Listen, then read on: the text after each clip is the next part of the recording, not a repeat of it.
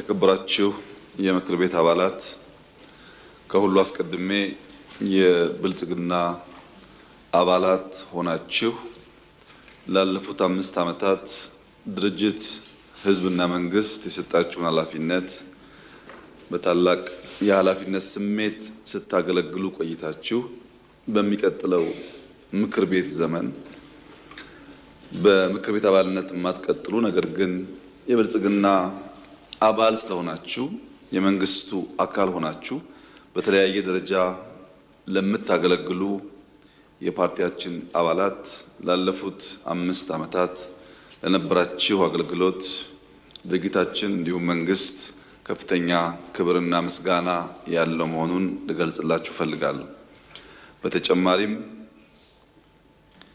በተፎካካሪ ፓርቲ ተወክላችሁ ላለፉት 5 ዓመታት በእውቀታችሁ በአቅማችሁ በመሻታችሁ ልክ ሀገራችሁን ያገለገላችሁ በዚህ ምክር ቤት ውስጥ ድምጻችሁን ያሰማችሁ ለምሳሌ ክቡር አቶ ባርጤማ ፈቃዱና የኢዜማ ፓርቲ አባላት በሙሉ እንዲሁም ክቡር አቶ ደሳለኝ ጫኔና የአብን ፓርቲ አባላት በሙሉ ዶክተር መብራቱ አለሙ እና ሌሎችም የተፎካካሪ ፓርቲ አባላትና የግል ተወዳዳሪዎች ላለፉት 5 ዓመታት በዚህ ምክር ቤት ውስጥ ቆይታችሁ የህዝብ ጥያቄ የፓርቲያችን ጥያቄ የኛ አመለካከት ብላችሁ ላራመዳችሁት ሐሳብ ጥያቄ አስተያየት በሙሉ ከፍ ያለ ምስጋና ማቅረብ እፈልጋለሁ። አንዳንዶቻችሁ በሚቀጥለው ምክር ቤት ከኛ ጋር የማትቀጥሉ መሆኑን የዘንድሮ ምርጫ ያሳየ ቢሆንም ክቡር አቶ ደሳለኝ ጫኔ የመጨረሻ ያሉት ንግግር የመጨረሻ ባይሆን የመንግስት ምኞት መሆኑንና ከምክር ቤት ውጪ እነዚህ አባላት ከመንግስታችን ጋር በጋራ ሆነን ኢትዮጵያን እንድናገለግል በተከበረው ምክር ቤት ፊት ጥሪ ላቀርብላችሁ ፈልጋለሁ። መንግስታችን እናንተን አካቶ ኢትዮጵያን ማልማት ይፈልጋል። ኢትዮጵያ የጋራ ሀገራችን ናት። እኛም እናንተም ልጆቿ ነን። በምክር ቤት ብቻ ሳይሆን በተለያየ ዘርፍ ተባብረን ኢትዮጵያ እንድናበለጽግ አብረን እንድንሰራ ጥሪ ላቀርብላችሁ ፈልጋለሁና የመጨረሻ እንዲሆን ምኞቴ አለመሆኑን ላረጋግጥላችሁ ፈልጋለሁ።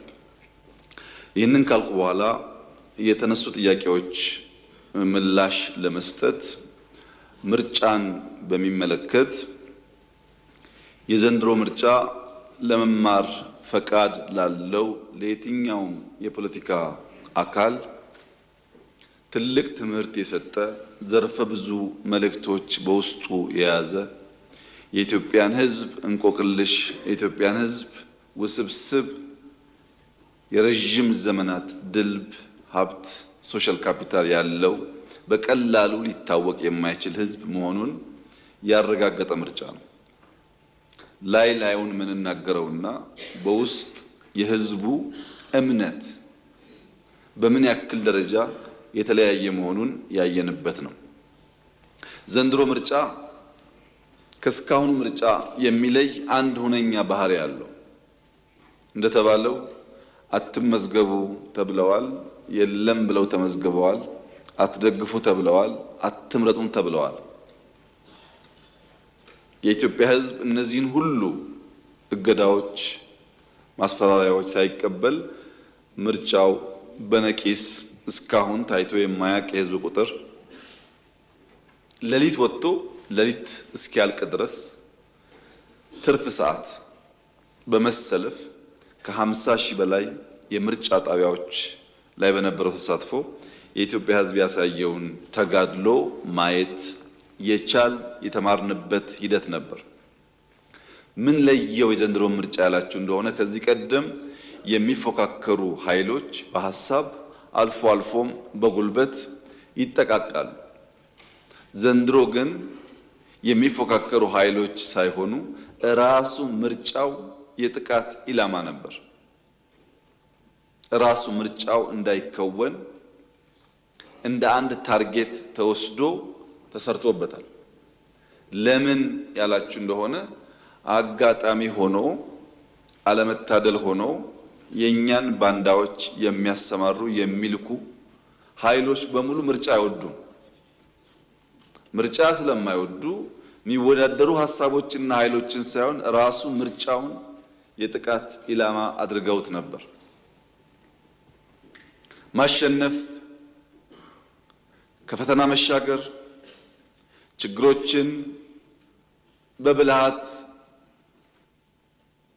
የማለፍና አገር የማጽናት ልምድ ያለው የኢትዮጵያ ሕዝብ እነዚያን ፍላጎቶች ሳይቀበል በተባበረ ክንድ ላደረገው አስተዋጽኦ ከፍተኛ ክብር ይገባዋል። ጀርመኖች አመንኪዮ ሲሞት ጉልበት አለሁ ይላሉ። ሐሳብ ሲሞት፣ ንግግር ሲሞት፣ ውይይት ሲሞት ጉልበት አለሁ ይላሉ። ይላል። ኢትዮጵያውያን አባባል አላቸው። ውሃ ዝቅ ሲል ይሸታል፣ ሰው ደግሞ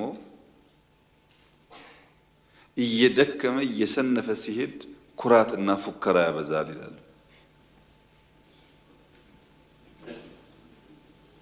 በዘንድሮ ምርጫ ማድረግ አትችሉም፣ አይሳካም የሚለው ሐሳብ የብዙ ኃይሎች ፍላጎት ቢሆንም ኢትዮጵያውያን በአንድ ድምፅ ጽንፈኝነት አንፈልግም፣ ባንዳነት አንፈልግም፣ ዘረኝነት አንፈልግም። እኛ ኢትዮጵያውያን ተባብረን የጋራ ሀገር ማጽናት ማበልጸግ ነው ምኞታችን የሚለውን በአንድ ድምፅ አስተጋብተዋል።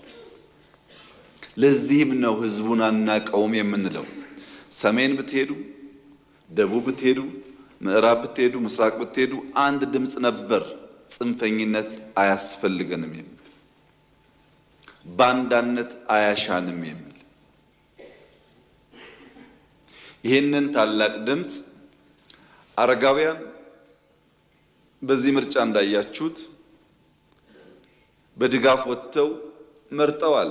እነዚያ አዛውንቶች ለሚቀጥለው 5 ዓመት ሊኖሩም ላይኖሩም ይችላሉ። አዛውንቶች ተሰልፈው የመረጡት እነሱ ስለሚኖሩበት ሳይሆን በእነሱ ድምፅ ሀገር መጽናት ስላለበት፣ በእነሱ ድምፅ የልጆቻቸው ሀገር ቀጣይነት መረጋገጥ ስላለበት ትልቅ መልእክት በውስጡ አለው። በሽተኞች በድጋፍ ወጥተው መርጠዋል። በሽተኞች ይዳኑ አይዳኑ አይታወቅም። በዚያች ቀን ህይወታችን እስካለ በእኛ ድምፅ ምክንያት ልጆቻችን ሀገረ መንግስት ያላቸው መሆን ስላለባቸው ብለው ተደግፈው ወጥተው መርጠዋል። ሀዘንተኞች ከሀዘን ተነስተው መርጠዋል። እናቶች ልጆች አዝለው ወጥተው መርጠዋል። ይሄንን አቅልለን አንወስደውም፣ እንደ ታላቅ አደራ የምንወስደው። ከዚያም ባሻገር ጥይት ይተኮሰባቸው፣ የጥይት ድምፅ እየተሰማ ሸብረክ ሳይሉ ወደ ምርጫ ጣቢያ ሄደው የመረጡ ዜጎቻችን ለተመረጠው ሰው ሁሉና ለመንግስት በከፍተኛ ሁኔታ አደራ የሰጡ ሲሆን እኛም በታላቅ ሸክም በታላቅ ኃላፊነት የምናየው ይሆናል። ከኛ አንጻር የነበረው መልእክት ግልጽ ነው። ጅምራችሁ መልካም ነው። ዘርፈ ብዙ ኢኮኖሚዎች ለማሻሻል የምታደርጉት ጥረት መልካም ነው።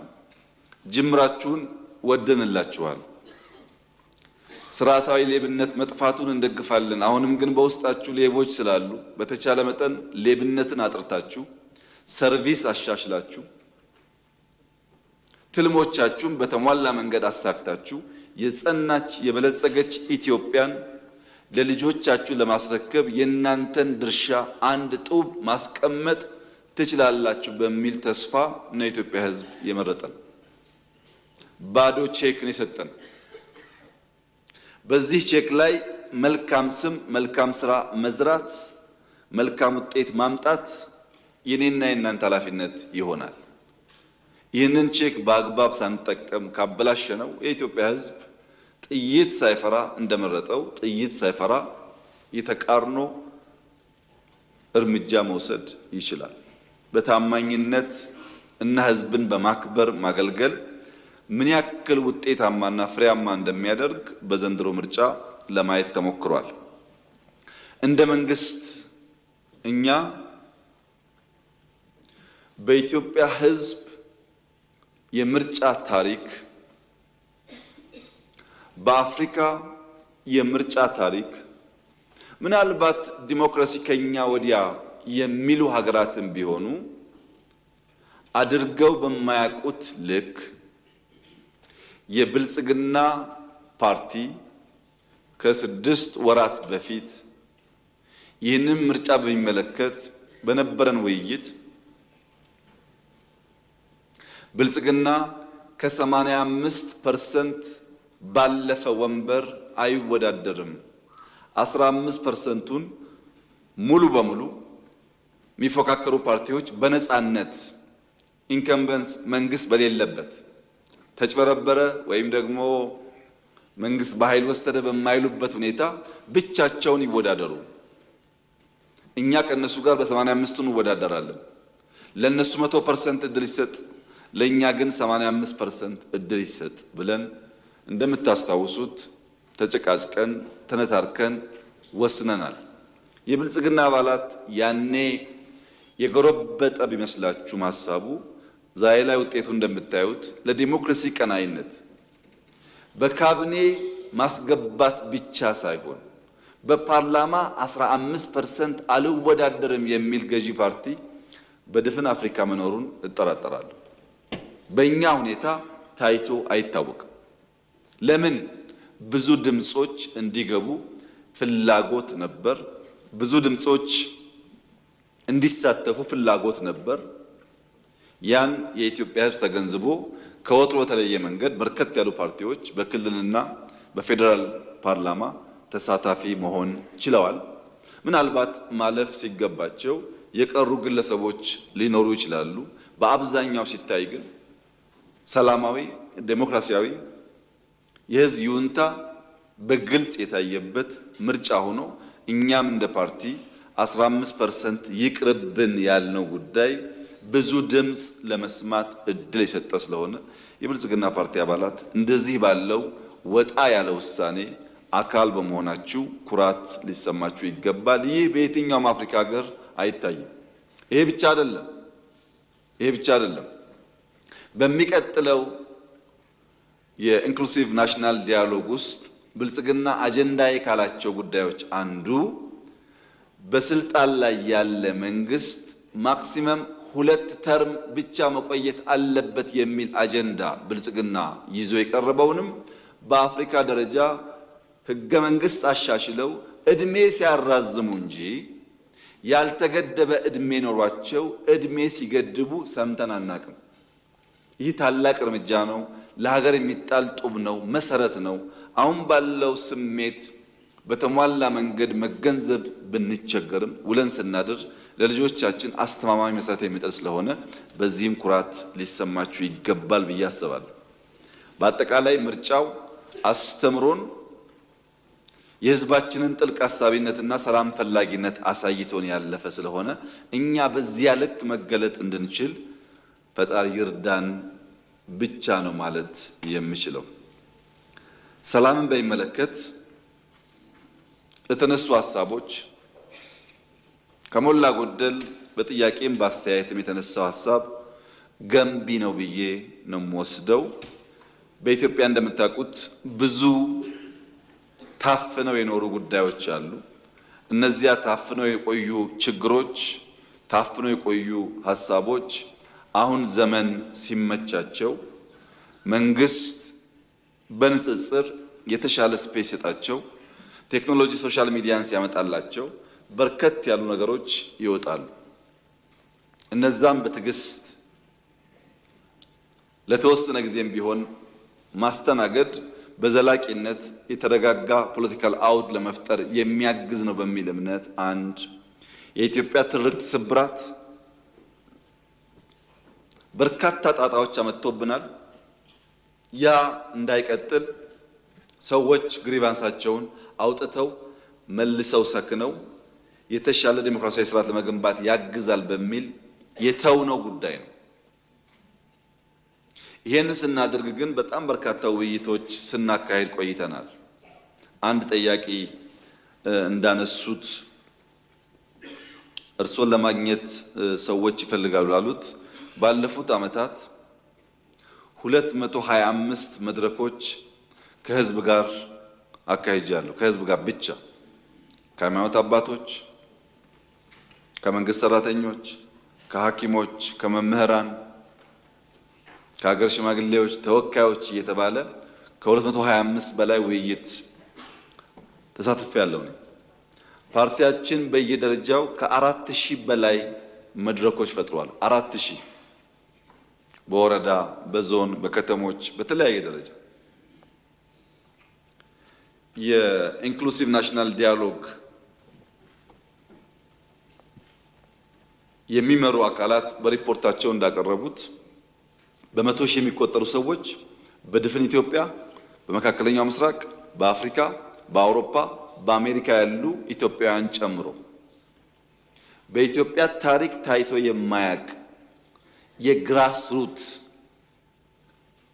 የኤሊት ባርጌን የኤሊት ዲስከሽን ሳይሆን በግራስ ሩት ያሉ ዜጎች ስለ ጉዳያቸው በነፃነት የሚወያዩበትና አጀንዳ የሚሰጡበትን መድረክ ፈጥረዋል። ይህንን ሂደት ባናራክሰው ጥሩ ይሆናል። ብዙ ጉዳዮች የመጡበትና ለኢትዮጵያም የሚጠቅም ስለሆነ በእነዚህ ውይይቶች ምን አገኘን ያላችሁ እንደሆነ የማህበረሰብ ግጭት ቀንሷል ወይም እምብዛም አይሰማም።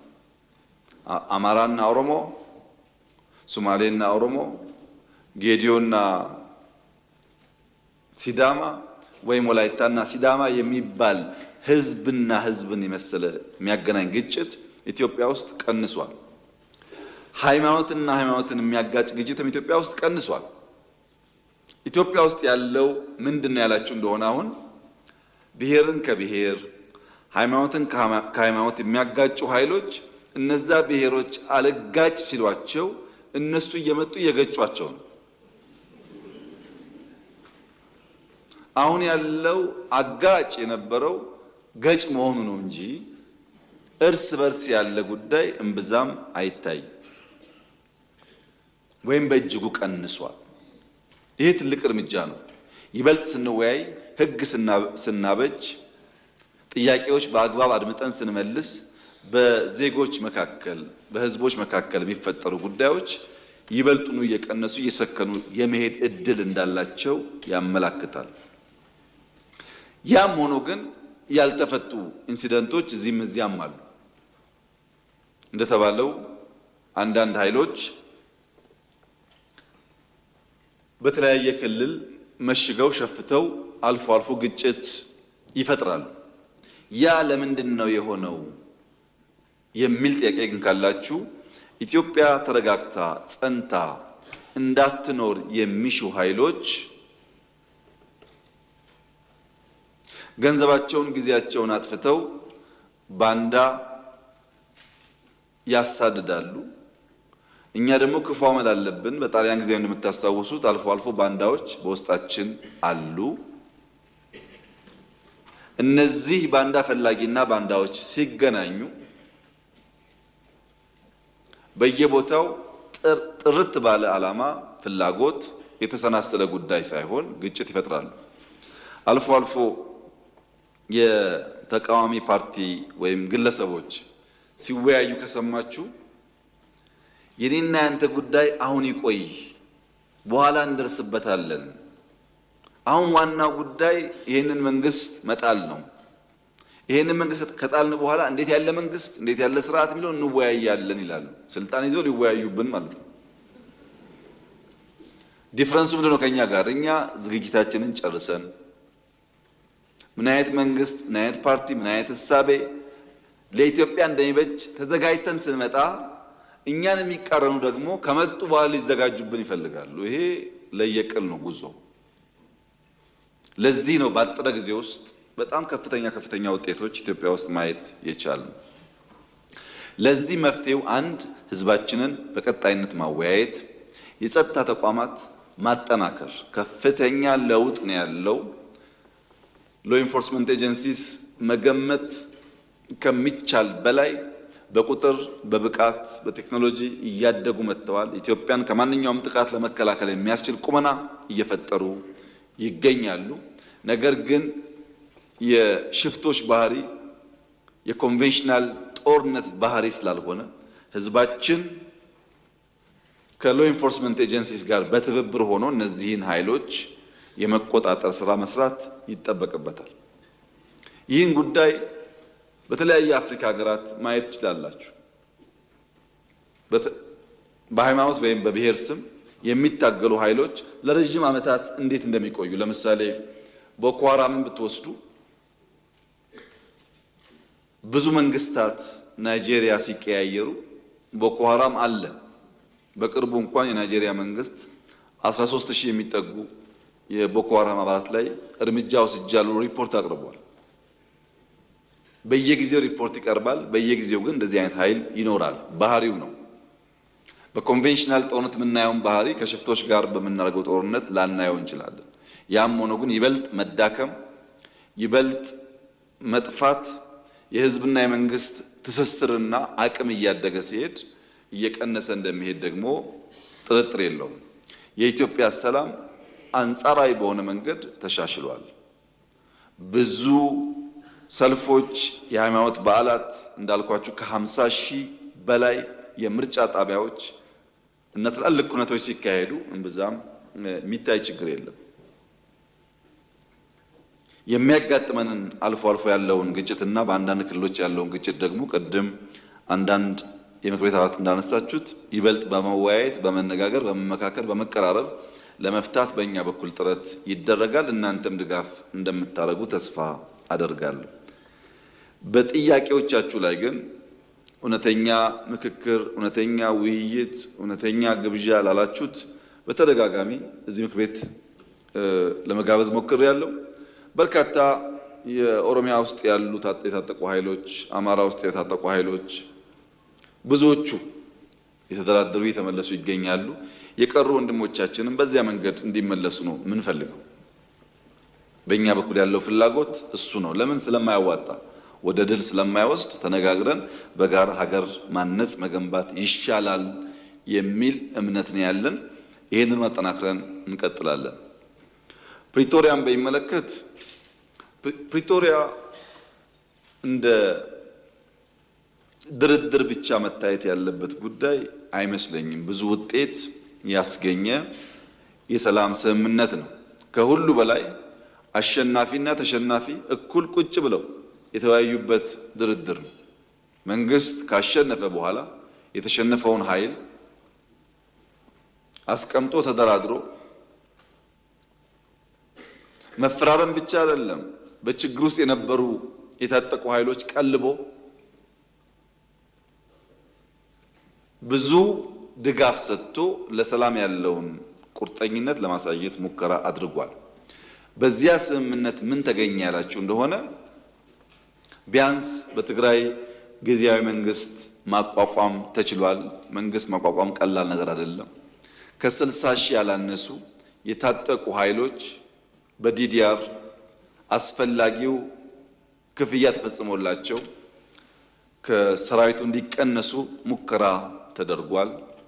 በርከት ያሉ እስረኞች፣ ምርኮኞች ተፈተዋል። በጦርነቱ የማረክናቸውን በርካታ ሰዎች ፈተናል። አንዳንድ ምርኮኞች ናቸው አሁን እዛ ሄደው ዋና ተቆርቋሪ ሆነው የትግራይን ህዝብ እያመሱ ያሉት። ምርኮኞች መፍታት ብቻ ሳይሆን ሰርቪስ ቆሞ የነበረ በአየር በቴሌኮም በተለያየ መንገድ ሰርቪሶች ተለቀዋል። ከዚያ ባሻገር እነዚህ ኃይሎች ሀብታችን ንብረታችን የሚሏቸውን በተለያየ ቦታ ያሉ ሀብቶቻቸውን ጠብቀን አቆይተን ሰጥተናቸዋል። ቤቶች፣ ህንፃዎች እንደምታውቁት ማለት ነው። ከየት መጣ ብለን በቀላሉ ምክንያት ፈጥረን መውረስ የምንችላቸውን ሀብቶች ለሰላም ሲባል አቆይተን መልሰናል። አሁን ዛሬ እዛ ሰላም የሚያውቁ ኃይሎች ሚስቶቻቸው፣ ልጆቻቸው ከፊሉ አዲስ አበባ አብዛኛው ውጭ ሀገር እንዳሉ እናውቃለን። አዲስ አበባ ያሉትን ከፊል ቤተሰብ ያልነካንበት ዋናው ምክንያት በአንድ ሰው ጥፋት ዘሆል ቤተሰብ መታመሱን እንደ መንግስት በወደ ሰፊነት ማየት ይሻላል ብለን ስላሰብን በርካታ ጥቅም ከማስገኘቱ በተጨማሪ ለምን ፕሪቶሪያ ተስማማችሁ የሚሉ ደግሞ በጣም በርካታ አኩራፊዎች ተፈጥረዋል። ቲፒኤልኤፍ ብቻ ሳይሆን ትግራይ መውደም ነበረባት ብለው የሚያስቡ ኃይሎች አኩርፈዋል። ከኛም ገሸሽ ብለዋል። በአንጻሩ እነሱ ይተባበሩ ሞክረዋል። ፕሪቶሪያ እንዲህ ያለውን በርካታ ነገር በውስጡ የያዘ ነው። ከዚያ በኋላስ በየቀኑ በርከት ያሉ ውጊያ፣ ጦርነት ሊቀሰቅሱ የሚችሉ ፕሮቮኬሽንስ በየጊዜው ትግራይ ባሉ ኃይሎች ይፈጸማል። በየጊዜው ከሁሉ የከፋው አሁን በርካታ የትግራይ ልጆች በጉልበት ታፍሰው ሱዳን ላለው ጦርነት ተሽጠዋል። በሱዳን ጦርነት ውስጥ የትግራይ ወጣቶች በማያውቁት ጉዳይ ሕይወታቸውን እያጡ ይገኛሉ። ኢትዮጵያ ውስጥ ያለው ጉዳይ አልበቃ ብሎ ጉዳይ ወደ ሱዳን ተሸጋግሯል። በዚህ ሁሉ ውስጥ የትግራይ ሕዝብ ተጎጂ ነው። የትግራይ ሕዝብ የችግሩ ባለቤት ሳይሆን የችግሩ ገፈት ቀማሽ ነው። የትግራይ ሕዝብን ችግር የበለጠ ያባባሰው የውስጥ ቁስል መሆኑ ነው። የማይታይ የውስጥ ቁስል በቀላሉ የማይሽር መሆኑ ነው። በነገራችን ላይ ዛሬ በትግራይ ውስጥ ከሚኖር ትግራዋይ በላይ በሰላም ወጥቶ መግባት የሚችል አፈሳ የማይካሄድበት በደሴ፣ በጎንደር፣ በባህር ዳር፣ በአዲስ አበባ፣ ቢሾፍቱ፣ አዳማ፣ አርባ ምንጭ፣ ሐዋሳ ያለ ትግራዋይ ትግራይ ካለው ሰው በላይ ሰላም አለው። ትግራይ ካለው ሰው በላይ በሰላም ወጥቶ መግባት ይችላል። የሚያሳዝነው የጉዳይ ግን ትግራይ ብቻ አይደለም። አማራ አካባቢ የሚንቀሳቀሱ ኃይሎች ለአማራ ሕዝብ ሰላም፣ ደህንነት፣ ጥቅም እንታገላለን ብለው የሚሉ ኃይሎች በሚንቀሳቀሱባቸው አካባቢዎች ካለው የአማራ ተወላጅ ይልቅ ኦሮሚያ፣ ደቡብ፣ ሶማሊያ ያለው አማራ ሰላም አለው። እነዚህ እንታገላለን የሚሉ ኃይሎች ያሉበት አካባቢ የበለጠ ፍራቻ፣ የበለጠ ግድያ፣ የበለጠ ዘረፋና መታገዶች አሉ። ኦሮሚያ አካባቢ ለኦሮሞ እንታገላለን ብለው የሚምሉ የሚገዘቱ ኃይሎች ከሚንቀሳቀሱበት አካባቢ በላይ በአማራ ክልል የሚንቀሳቀስ፣ በሶማሌ የሚንቀሳቀስ፣ በአፋር የሚንቀሳቀስ ኦሮሞ የተሻለ ሰላም አለ። ዜጎች በገዛ ቀያቸው መንደራቸው በገዛ ልጆቻቸው እየታመሱ ይገኛሉ። ከቀያቸው ሸሽተው መኖር የተሻለ ሰላም የሚያገኙበት እየሆነ መጥቷል። ከህዝብ ተነጥሎ ህዝብ አስለቅሶ ህዝብ ዘርፎ የሚደረግ ትግል ደግሞ የትም ማድረስ እንደማይችል ከታሪኮቻችን መማር የምንችል ይመስለኛል። መንግስት አብዛኛውን ጉዳይ በትዕግስት የሚያየው ወደ ግጭት የማይገባው ለምንድን ነው ያላችሁ እንደሆነ ዓላማ ቢስ ነው። ዓላማ የለውም። ይህንን ግጭት ከፈጸምን በኋላ አሳካን ብለን የምንናገረው አንዳች ቁም ነገር የለም። በዚያም በዚህም ብንገል ብንሞት ትርጉም የለው። ኢትዮጵያ ውስጥ በተለይ ትግራይ አካባቢ ያለው የፖለቲካል አውድ የመጥረቢያ ፖለቲካ ሰለባ ነው። ትግራዋይና ኢትዮጵያውያን የሆኑት መጥረቢያ ሶስት አክተሮች አሉት። አንደኛው አክተር ከብረት የሚሰራው የሚቆርጠው የተሳለ ነገር። ሁለተኛው አክተር ተጣሞ እዚያ ውስጥ የሚገባው እንጨት ነው። ሶስተኛው አክተር እንጨቱን ይዞ የሚቆርጠው አካል ነው። የመጀመሪያው ብረቱ የተሳለው መጥረቢያ ምንም ዓላማ የለውም። የእንጨቱን ዓላማ ይፈጽማል። እንጨቱን ሲያዘው ብቻ የእንጨቱን ፍላጎት የእንጨቱን ዓላማ ፈጻሚ እንጂ የራሱ ሐሳብ የራሱ ዓላማ የለውም። እንጨቱም የያዘውን እጅ ወደ መራው የሚሄድ በያዘው እጅ የሚታዘዝ የያዘውን እጅ ፍላጎት የሚመልስ እንጂ የራሱ ዓላማ የለውም። ቲፒኤልኤፍ እንደ መጥረቢያ ነው።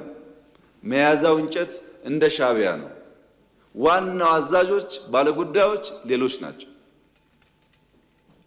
ከመጥረቢያው ጋር ከብረቱ ጋር ብንጋጭ እንጨቱ እስካለ ድረስ ከእንጨቱ ጋር ብንጋጭ እንጨቱን የሚያዘው ሰው እስካለ ድረስ ዘላቂ ሰላም አናገኝም።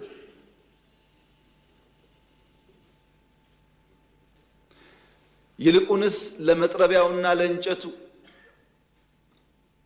ያለኝ ምክር የኢትዮጵያ ሰላምና እድገት ይበልጥ ተጠቃሚ ያደርጋችኋል፣ የሚልካችሁ አካል መጠቀም ያደርጓችኋል እንጂ ምንም ፋይዳ የለው የሚል ሲሆን፣ በእኛ በኩል ግን ዝግጅቱ ኢትዮጵያ የሰላሟ መደፍረስ ምንጭ የት እንደሆነ ስለምናቅ ከምንጩ የሚነሳውን ማንኛውም ትንኮሳ ለመከላከል የሚያስችል ቁመና በመፍጠር ላይ የምንገኝ መሆኑን ለተከበረው ምክር ቤት መግለጥ እፈልጋለሁ። የኢትዮጵያን አንድነት የኢትዮጵያን ሉዓላዊነት አደጋ ውስጥ ሊያስገባ የሚችል ማንኛውም ነገር ከመጣ ለመከላከል የሚያስችል ቁመና እንዳለን ላረጋግጥላችሁ እፈልጋለሁ። መጥረቢያውና መያዣውን እጅ ግን እንጨት ግን በተቻለ መጠን መታገስ፣ በተቻለ መጠን ማስተማር፣ በተቻለ መጠን መመለስ ያስፈልጋል። ጉዳቱ የጋራ ስለሚሆን ታስታውሱ እንደሆነ ባለፉት 5-6 ዓመታት የነበረው ፖለቲካል ዲስኮርስ ኢትዮጵያ ያለቀላት፣ ኢትዮጵያ ልትፈርስ ነው፣ ኢትዮጵያ ልትወድቅ ነው የሚል ነበር። ኢትዮጵያ አትወድቅም ብዬ በተደጋጋሚ አነሳላችሁ ነበር። ኢትዮጵያ አትወድቅም አይደለም አሁን እምላችሁ፣ የወደቁ ታነሳለች።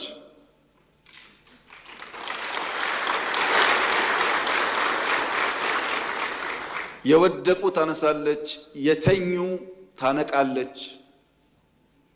ሊለሙ ሊበለጽጉ ሲገባቸው ያልገባቸውን ወንድምና እህቶቿን አንቅታ ወደ ብልጽግና ጎዳና ትወስዳለች።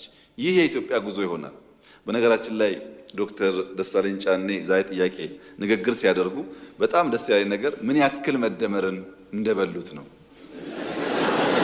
እውነቴን ነው። በጣም ደስ ያለኝ ስለ ሚዛናዊነት፣ ስለ ክልል ኢምፓወርመንት እና ስለ ሀገር ዩኒቲ ኮሪደር ላይ ብቻ ሳይሆን ዳይቨርሲፋይድ ኢኮኖሚ ስለመገንባት በጣም ትላልቅ ቁም ነገሮች አንስተዋል። ሙሉ በሙሉ የመደመር መንግስት ተሳቢዎች ማለት ነው። ይሄ በነበረን ቆይታ አንዱ ከአንዱ ሐሳብ ተወራርሷል ማለት ነው። ሐሳባቸው ሲሰነዝሩ ኮሪደር ብቻ መሆን የለበትም ማዳበሪያ ፋብሪካም አሉ፣ መሆን የለበትም ግድብም አሉ። ስለዚህ አቋማችን በብዙ ጉዳይ እየተቀራረበ ስለመጣ በጋራ የምንሰራበትን ነገር ብናሰፋ ጥሩ ነው ለማለት ብዬ ነው። ምክክርን በሚመለከት ምን ይጠበቃል ለተባለው ይህ የናሽናል ዲያሎግ እድል ሰፊ እድል ነው። ብዙዎች የታሰሩበት ለረጅም ጊዜ ጠየቁት ዋጋ የከፈሉበት ጥያቄ ነበር። አሁን ስናገኘው ማቅለል ጥሩ አይደለም። ኢትዮጵያውያን አንድ ክፉ አመል አለን። እድል ሲመጣ አንጠቀምም፣ ካለፈ ደግሞ እናዝናለን። ዛሬን ከመኖር በትዝታ መቆዘም መናፈቅ እንወዳለን። ይሄ በየዘመናት የነበረ ችግር ነው። ሰው እንኳን ሲኖር ትዝ አይለንም፣ ሲሞት ግን ደግነቱ አዛኝነቱ ይበዛብናል።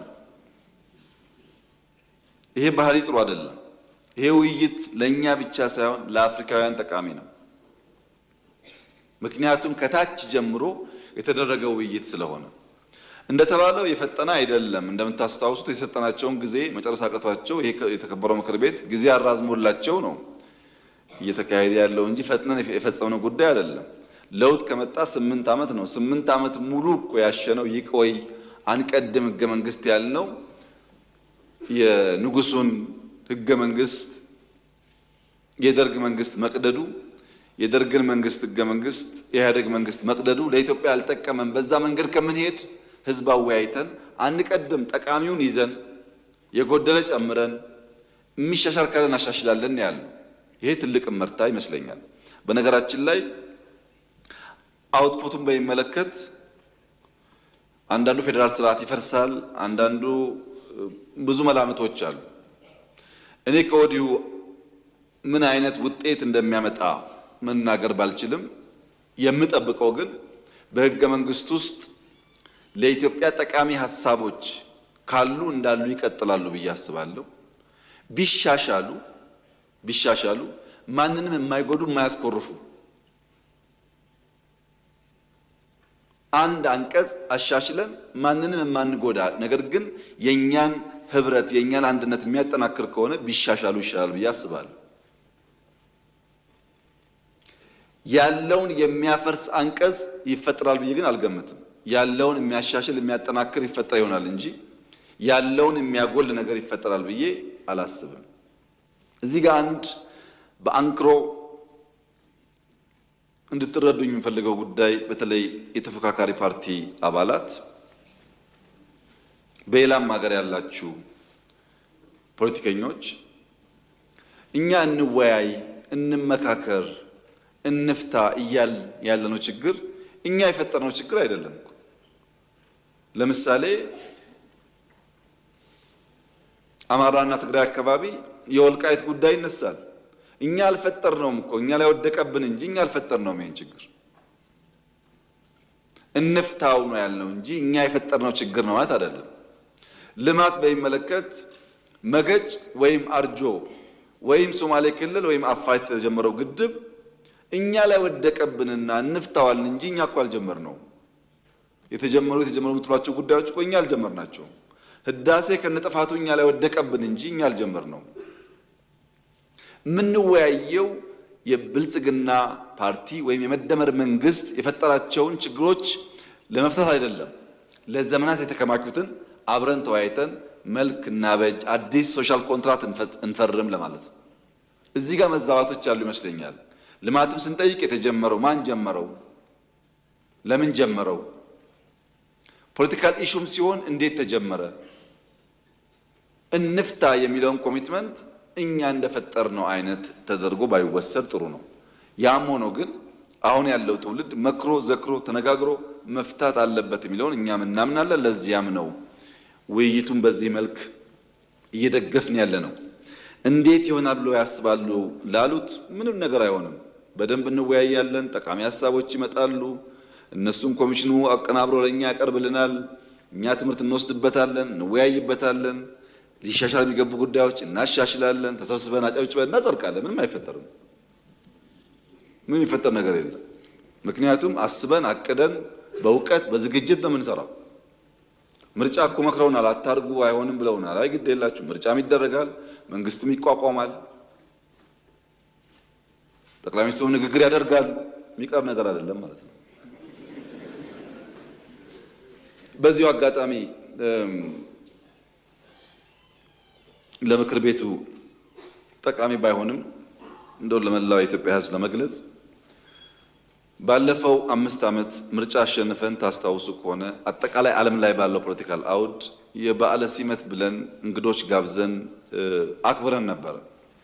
በሚቀጥለው ጊዜ ግን እንደዛ አይነት ጊዜ ማባከን አስፈላጊ ነው ብዬ ነው ያላምነው።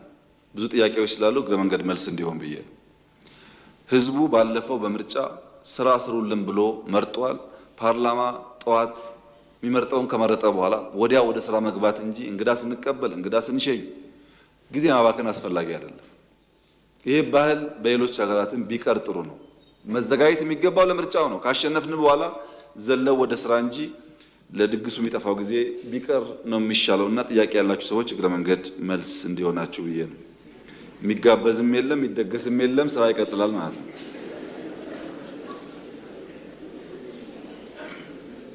በየሀገራቱ ለዚህ ጉዳይ እንሄዳለን መቅረት ችግር ነው። ሰው ይጠራና ሲቀር በጣም ኩርፊያ ስላለና ያየሁት ጋባዡም ተጋባዡም ሲቸገሩ ነው።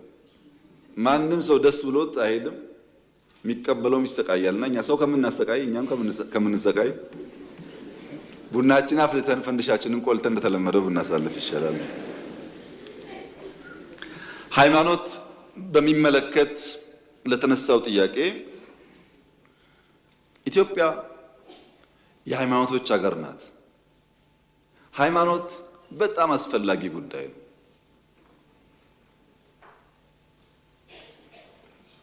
ሀገር በኢንፍራስትራክቸር ብቻ አትገነባም። ሱፕራና አልትራስትራክቸር ለአንድ ሀገር በእጅጉ ያስፈልጋል። ሱፕራና አልትራስትራክቸር የሚገነቡ ባህሎች፣ ትውፊቶች፣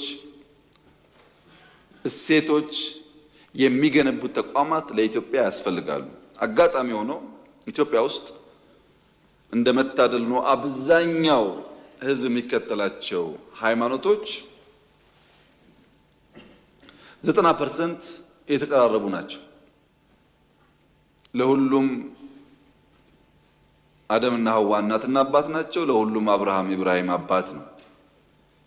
ብዙም የሚያጣላ ጉዳይ የለም። ትናንሽ ዲፍረንስ ነው ያለው። ትናንሽ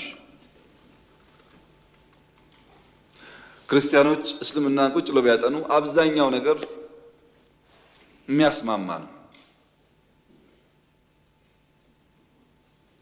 የሚያለያየው ነገር ደግሞ ተከባብሮ ማለፍ ይቻላል። ይሄ ልዩነት ከኛም ሀገር ውጭ ለረጅም ዘመናት ነበር፣ እኛም ሀገር ውስጥ ለረጅም ጊዜ ነበር።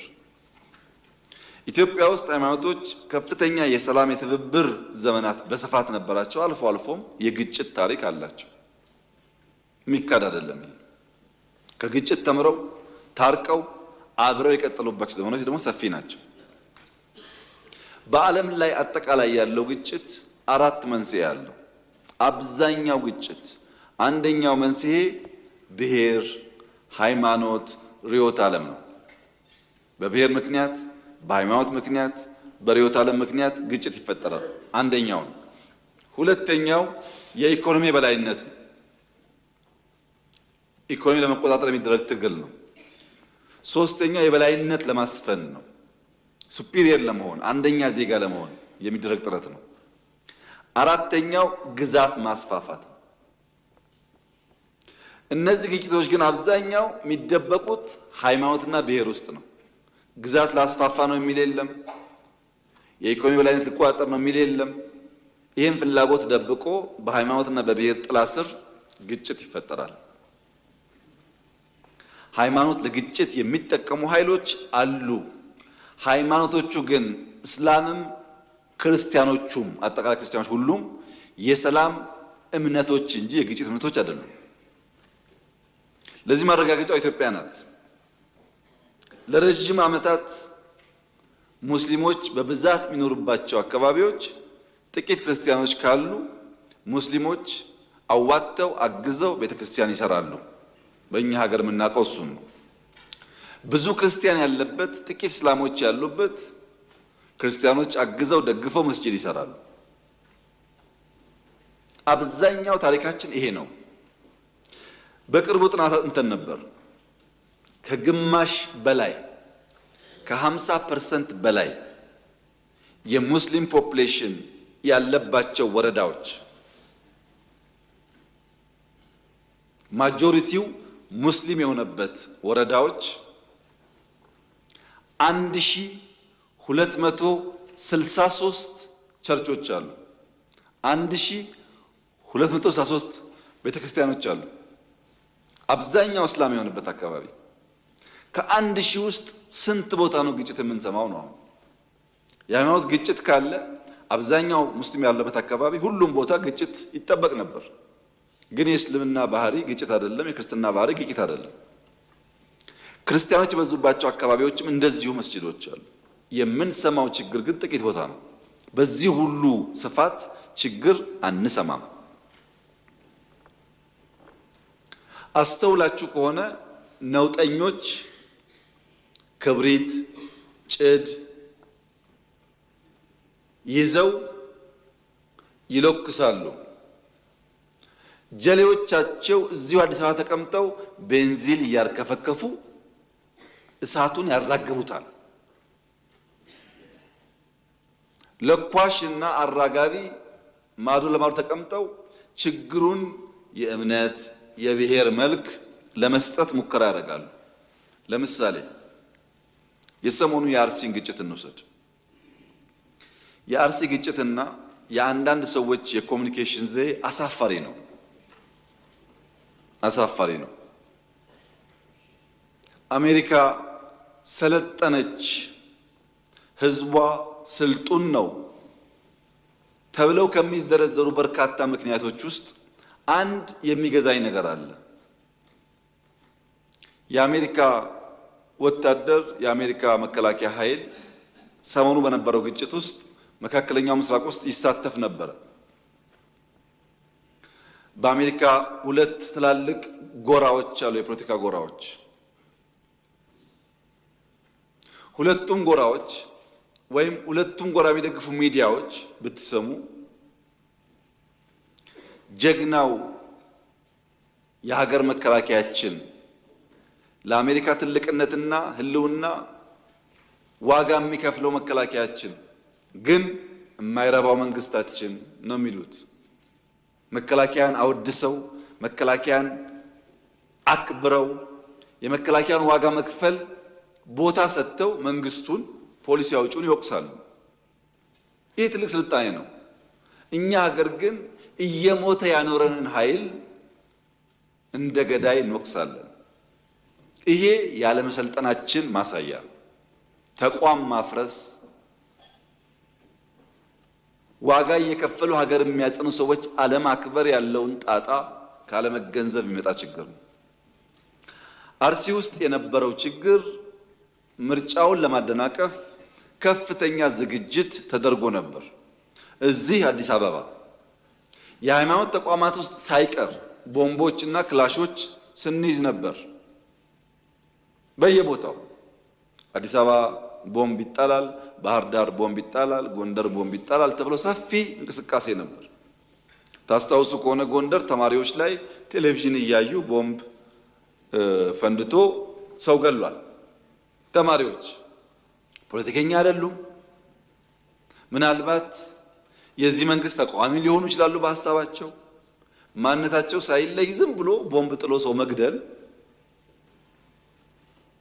ምን አይነት ፖለቲካና እውቀት እንደሆነ አይገባኝም።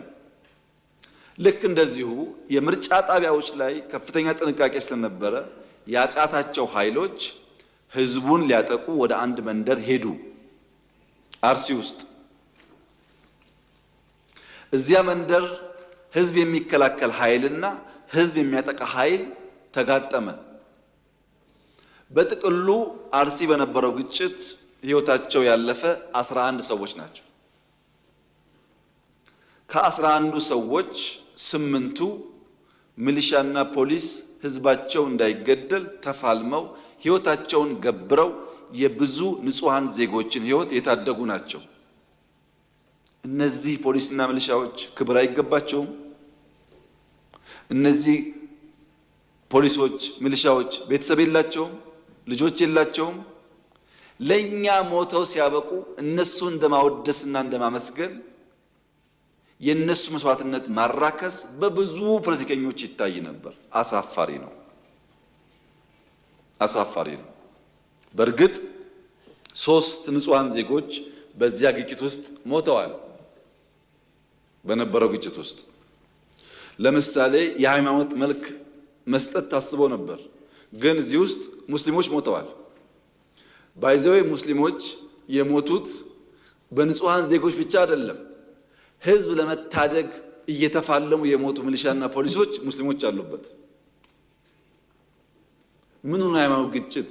ሰው እንዳይመታ እየተዋደቀ ያለን ሰው በሃይማኖት ጥላ መውቀስ ተገቢ ነው? ነገሩንስ በወጉ በቅጡ ሳይገነዘቡ ማራገብስ ተገቢ ነው? ይሄ አይጠቅመንም። ከዚህ የሚገኝ ፖለቲካል ትርፍም አያዋጣም። የሞተው ወንድማማች ነው። ከዚህኛውም ከዚያኛውም እምነት ሊሆን ይችላል።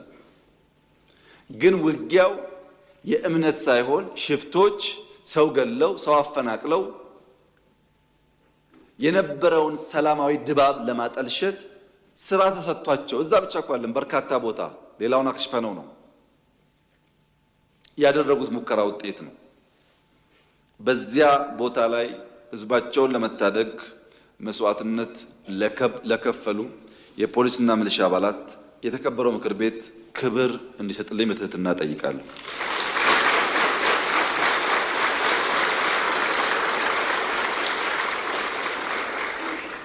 ጀግኖችን በዚያ መንገድ ማስታወስና ማወደስ የሁላችን ባህል ካልሆነ ሰላማዊት ኢትዮጵያን ማየት አንችልም።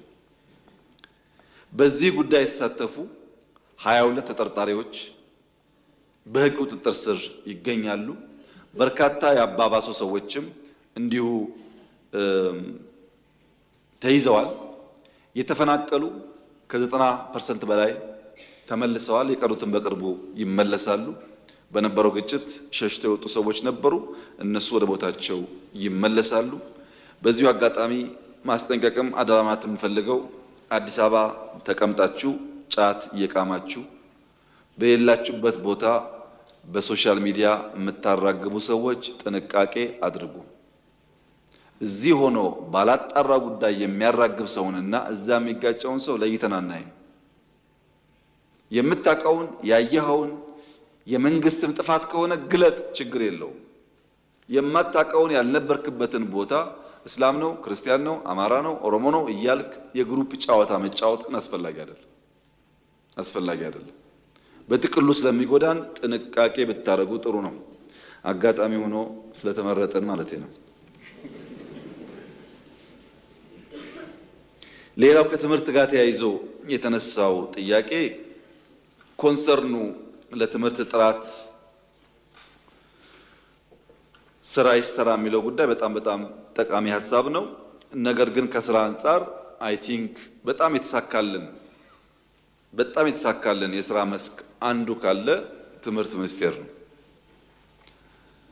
በነገራችን ላይ መላው ፖሊሲው የመንግስት የብልጽግና መንግስት ፖሊሲ ቢሆንም ይህንን ፖሊሲ እያስፈጸሙ ያሉት የኢዜማው አባል ፕሮፌሰር ብርሃኑ ነጋ በታማኝነት የመንግስትን ፖሊሲ ለማስፈጸም ደፋ ቀና እያሉ ስለሆነ በርካታ ውጤት እያመጡ ስለሆነ በእኔ እምነት ምስጋና የሚገባቸው ይመስለኛል።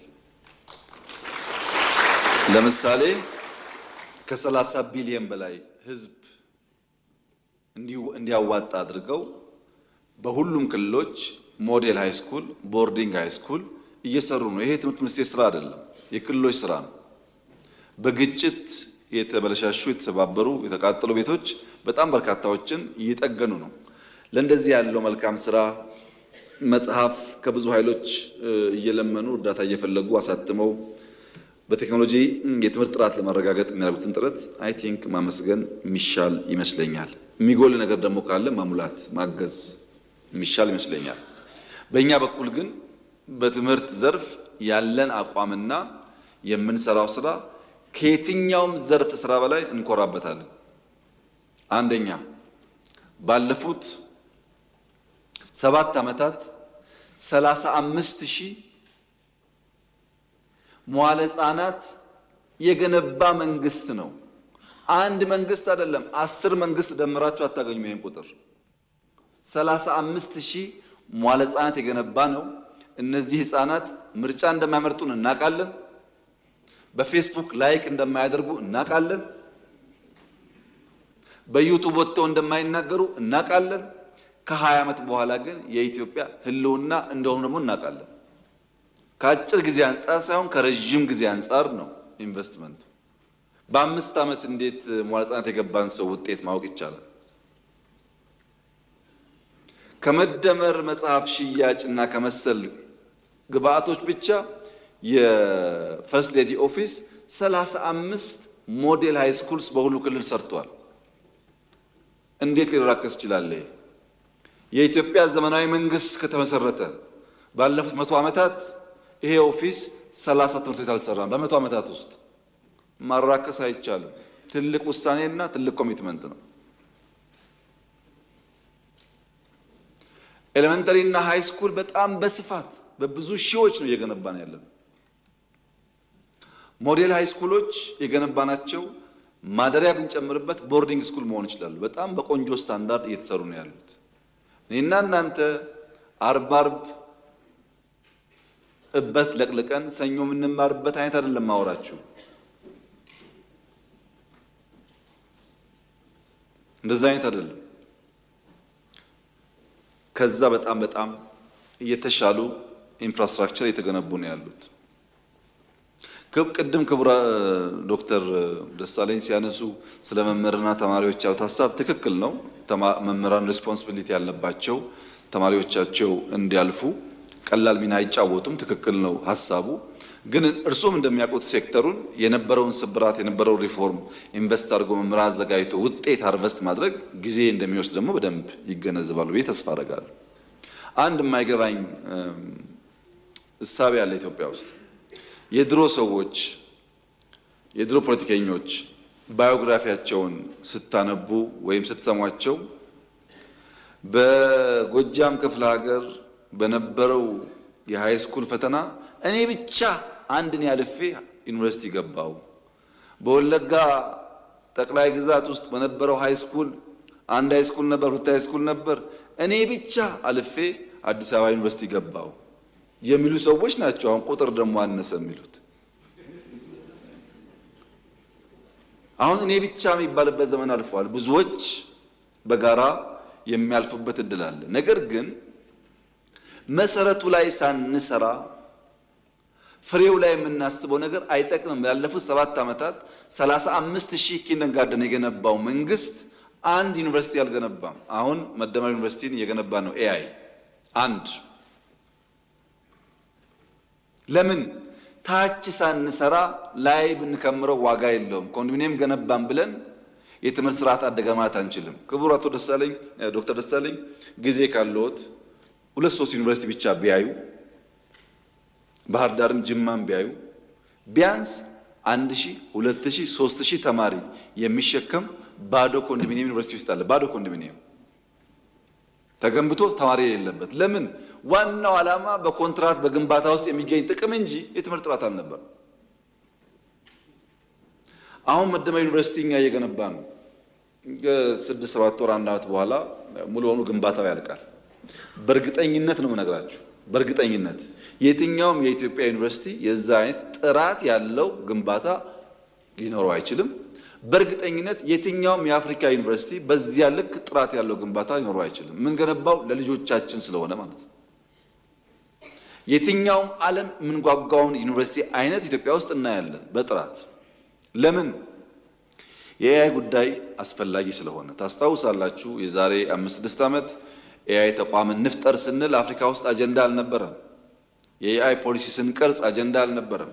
አሁን ደግሞ ትሰማላችሁ እዚህም እዚያም ይነገራል። ኤአይ ፊውቸር እንደሆነ ይህ መንግስት ቀድሞ አውቆ ነው እየሰራበት ያለው። ውጤቱን ደግሞ ወደፊት በጋራ የምናይ ይሆናል። አሁንስ በጣም ብዙ ውጤቶች አግኝተንበታል እስካሁን ባለው ሂደት መሶብን ጨምሮ ማለት ነው። እና የትምህርት ጥራት ለማረጋገጥ ኩረጃን ለማስቀረት ቴክኖሎጂን ለመጠቀም እየተደረገ ያለው ሙከራ ተስፋ ሰጪ ነው ብለን ብንወስድ የተሟላ ነው ወይ? አይደለም። ገና ብዙ ስራ ይጠበቅብናል። ግን አሁን መምህራን፣ ወላጆች፣ ትምህርት ቤቶች እንደባለፈው ጊዜ እናስኮርጃለን ብለው ከመዘናጋት ይልቅ ማዘጋጀት እያደገ መጥቷል። ሁላችሁም ወይ ተማሪ ያላችሁ ወይ ቤተሰብ አለ ታውቃላችሁ። ማትሪክ ሲደርስ ልጆች ይጨናነቃሉ፣ ቤተሰብ ይጨናነቃል፣ መምህራን ይጨናነቃሉ፣ ያስጠናሉ። ቀለለል ያለው ጉዳይ ብዙም አይታይም። ይህ ቢጠናከር የሚሻል ይመስለኛል። የምናስብበት አልደረስንም። አካሄዳችን ግን ጠቃሚ እና የሚያዋጣ ነው። ስንት ቦርዲንግ ስኩል አለን አሁን ኢትዮጵያ ውስጥ? እየገነባን እኮ ነው።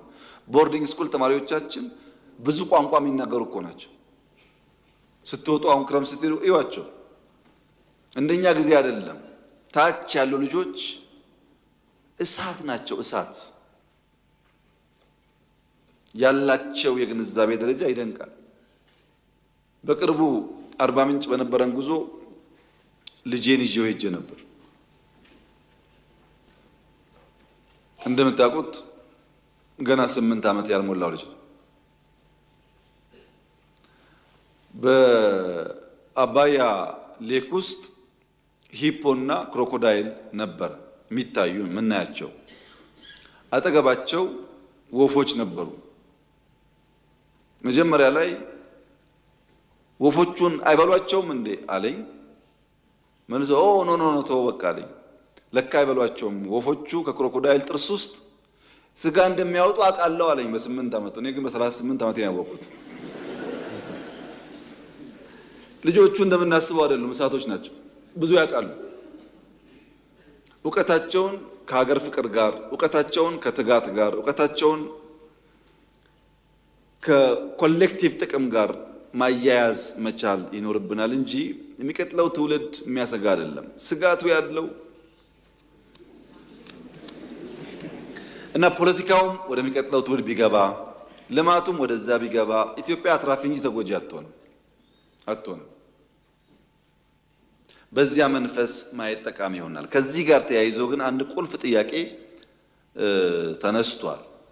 ስራን በሚመለከት የተከበረው ምክር ቤት፣ መላው የኢትዮጵያ ሕዝብ ልጆቻችን ከከተማ ወጥተው ፕሮጀክቶች ጋር ስራ መስራት መልመድ አለባቸው። በጣም በርካታ ፕሮጀክቶች ኢትዮጵያ ውስጥ አሉ። ብዙ ትላልቅ ስራዎች አሉ። ሰራተኛ ማግኘት እንደምታስቡት ቀላል አይደለም። እዚህ ያለ የምክር ቤት አባል በሙሉ የቤት ሰራተኛ ቸግሮሻል፣ ቸግሮሃል ወይ ቢባል የማያማርር የለም። ግን ደግሞ ስራ የለም ይላል። ቤት ሰራተኛ ማግኘት በጣም ችግር ሆኗል። በሺዎች እየተከፈለ ኢትዮጵያ አዲስ አበባ ውስጥ የሚከፈለውና ከሞላ ጎደል በአረቡ ዓለም የሚከፈለው አንዳንዴ እዚህ የሚበልጥባቸው ቦታዎችም ሊኖሩ ይችላሉ። ያም ሆኖ ግን ሰው የለም። ሰው የሚፈልገው ብድግ ብሎ መኪና መንዳት፣ ብድግ ብሎ ቤት ባለቤት መሆን ነው እንጂ ሁለት ስራ አይደለም። አሜሪካ ያሉ ወንድሞቻችን ሁለት ስራ እየሰሩ ነው ቢል የሚከፍሉት። እያስተማሩ ሁበር እየነዱ የሆነ ስራ እየሰሩ የሆነ እየጨመሩ ሁለት ሺፍት እየሰሩ 16 አወርስ እየሰሩ የኛ ቤተሰቦች ዝም ብሎ ተቀምጦ ፌስቡክ እያዩ ስራ የለም ቢባል ወደፊትም ይሳካ አይመስለኝም። ሁለት ሶስት ሺፍት እየሰራን እየተጋገዝን ካልሆነ ኑሮ እየከበደ መሄዱ አይቀሬ ስለሆነ ማለት ነው። ልጆቻችን ደግሞ ወጣ እያሉ መስራት ቢለማመዱ ቤተሰብም ኢንከሬጅ ቢያደርግ ጥሩ ይመስለኛል። በግሌ ልምድ ያገኛሉ፣ እውቀት ያገኛሉ። እድሜ ካለፈ በኋላ ያ እድል አይገኝም። ወጣ ብሎ መስራት ጠቃሚ ነገር ነው። እዚህ ወንጪ አንድ ቤተክርስቲያን ጥንታዊት ታሪካዊት ለማደስ ሙከራ እናደርግ ነበር። ሐይቅ ውስጥ ያለች በጣም ታሪክ ጠገብናት። ሰራተኛ አጥተው ከአዲስ አበባ ነው ሰራተኛ ፈልገው የወሰዱት እዚህ ወንጪ። ምናልባት የቢሾፍቱን ኤርፖርት ፕሮጀክት አንዳንዶቻችሁ አይታችሁ ይሆናል። ብታዩት ደስ ይለኛል። በህይወት ዘመናችሁ ከምታዩቸው አስደናቂ ስራዎች አንዱ ነው። ሚታይ አይምሰላችሁ። እዛ ያለው እንቅስቃሴ በጣም ከፍተኛ ነው። በዚያ ሁሉ ውስጥ ግን ሰው በቀላሉ አይገኝም። ሰውም አለ፣ በተወሰነ ደረጃ ስራም አለ፣ ግን ሰራተኛ የለም። ወይም የመንግስት ሹሞች አሉ፣ ሲቪል ሰርቫንት አለ፣ ግን ሰርቪስ የለም እንደማለት ነው። ይህን ማገናኘት ላይ ያልገቡን ነገሮች ካሉ እኛም እንድንማር እናንተም እንድታግዙ ስራና ሰራተኛ ብናገናኝ ብንተጋ ብንለፋ ጥሩ ይመስለኛል። ጤናን በሚመለከት የተነሳው ሀሳብ ትክክል ነው፣ ግን በጣም በርካታ ስራዎች የተሰሩ ናቸው። ዘንድሮ ለመድኃኒት ግዢ 7 ቢሊዮን ብር ነው መንግስት ያወጣው። በሀገር ውስጥ የነበረው የመድኃኒት ማምረት አቅም 4% ነበር፣ ወደ 44-45% አሳድገነዋል። በ44-45% የሚያክለው መድኃኒት እዚሁ ይመረታል። ቅድም ዶክተርም እንዳነሱት ፋርማሲውቲካል ላይ በጣም ሰፋፊ ስራዎች ተሰርተዋል። ይሰራል ለተባለው ማለት ነው፣ አሃሪን ጨምሮ። የአሃሪ ላብ የመጀመሪያው ነው። ዋና ዓላማው ቫክሲን ስንሰራ አቅም የመቆጣጠርም የመደገፍ አቅም እንዲፈጠር ታስቦ የተሰራ ስራ ነው። የሕክምና መሳሪያዎች ከ60 ቢሊዮን በላይ ነው ያወጣ ነው። ብዙ መሳሪያዎች እያስገባን ያለ ነው። ኢትዮጵያ ትልቅ ሀገር ናት። በ2 እና 3 ሆስፒታል ስራ የኢትዮጵያን ፍላጎት ማሟላት አይቻልም። አዲስ አበባ ውስጥ ባለፉት ጥቂት ወራት ብዙ አስመርቀናል። በሚቀጥለው 2-3 ወርም እንደዚሁ የሚመረቁ አሉ። ጳውሎስን ብቻ ብትወስዱ የድሮ ጳውሎስ ተጨማሪ 1000 አልጋ ተጨምሮ በጣም ትልቅ ሆኖ ተገንብቷል። ግን በቂ አይደለም። አሁንም ባክሎጉ ሰፊ ስለሆነ በጣም ብዙ ስራ ይጠበቅብናል። ያም ሆኖ ግን ፋርማሲውቲካል ላይ ሆስፒታል ላይ በነበረው ግንባታ በመቆጣጠር አቅማችን ምክንያት የዓለም የመድኃኒት ቁጥጥር ኤጀንሲ ኢትዮጵያን ማቹሪቲ ሌቭል 3 ብሏታል። ጥቂት አፍሪካ ሀገራት ያሉበት ካታጎሪ ነው። ትልቁ ማቹሪቲ ሌቭል 4 ነው። ምን ማለት ነው? ኢትዮጵያ የምታመርታቸው መድኃኒቶች ለኤክስፖርት ደረጃ ተቀባይነት አላቸው ማለት ነው። እድገት አለ፣ ለውጥ አለ፣ ብዙ ደግሞ የሚቀር ነገር አለ። ብዙ እሱን አበክረን በመስራት ኢትዮጵያ ውስጥ ውጤት እንደሚመጣ ተስፋ እናደርጋለን። ከሚቀጥሉት 5 ዓመታት ስራችን አንዱ በውጭ ሀገር ደረጃ የሚታዩ ጸዳ ያሉ የሕክምና መስጫ ተቋማት መገንባት ይሆናል።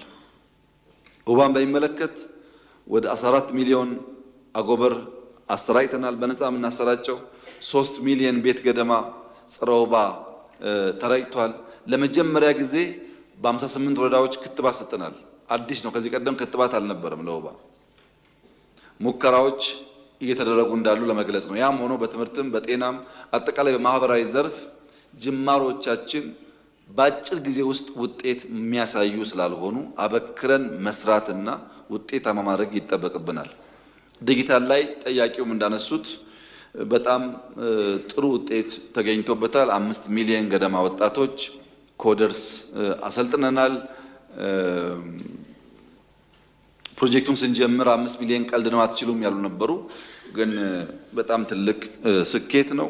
መሶብ በቅርቡ እንኳን ስናገር 70 በላይ ብያችሁ ነበር። አሁን ከ100 በላይ ብራንቾች መሶብ ሰርቪስ ጀምረዋል።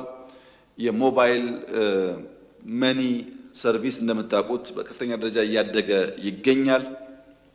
ኤአይ ዩኒቨርሲቲያችን በጣም በጥሩ ሁኔታ ነው የሚገኘው። ምናልባት ከጥቂት ወራት በኋላ በጋራ ያለበት ደረጃ ለማየት እንሞክራለን። ግንባታ ላይ ስለሆነ ስታርታፖች ዲፒኦ ተስፋፋ ነው ያለው። በገበያችን በስራ በሰርቪስ ቴክኖሎጂ ከፍተኛ ኢምፓክት እያመጣ ነው።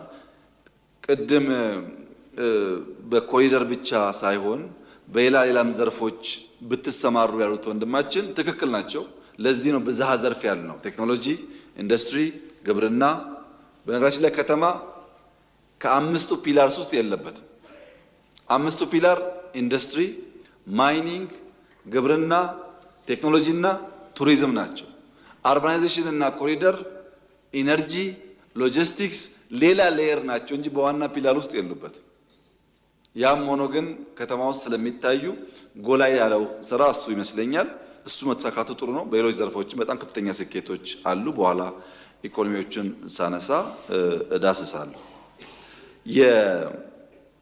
የውጭ ግንኙነት በሚመለከት በቅርብና በርቀት ስላለው የኢትዮጵያ የወዳጅነትና በጋራ ኮኤግዚስት ለማድረግ የምንከተለው መርህ በሚመለከት የተነሱ ሀሳቦች ትክክሎች ናቸው። ዓለም በጣም ተለዋዋጭ ባህሪ ይዟል። ፕሬዲክት ማድረግ አይቻልም። ስለ ሁሉ ነገር ተገማች ነው። በብዙ ዘርፍ ምን ገምተውና ውጤቱ ይለያያል። ውስብስብ ነው፣ አሻሚ ነው። አሻሚ፣ ውስብስብ፣ ተገማችና ተለዋዋጭ በሆነው አውድ ውስጥ የሚኖረን ፖሊሲ ፕራግማቲክ መሆን ካልቻለ በቋሚነት አንድ መርህ ማስቀመጥ ያስቸግራል። መስፈሪያው ናሽናል ኢንተረስት ሆኖ ፕራግማቲክ በሆነ መንገድ መሄድ ያስፈልጋል። ለዚህ እኛ የምንከተለው መንገድ ሀገርኛ ብሂል ነው።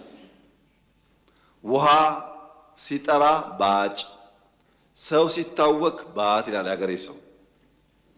ውሃ ሲደፈርስ አትቅዳ ማለት ነው። ሲጠራ ቅዳ ማለት ነው። ነገር ሲደፈርስ በጥንቃቄ ማየት፣ ሲጠራ ደግሞ የሚያስፈልገውን ነገር መጨለፍ ያስፈልጋል። ቢኮዝ የሚደፈርስባቸው አካባቢዎች አክተርስ አሉ። እነዛ አክተሮች ለምን እንዳደረጉት በወጉ በቅጡ ሳናቅ የሚኖረን ኢንቮልቭመንት ጥንቃቄ የታከለበት መሆን ያስፈልገዋል።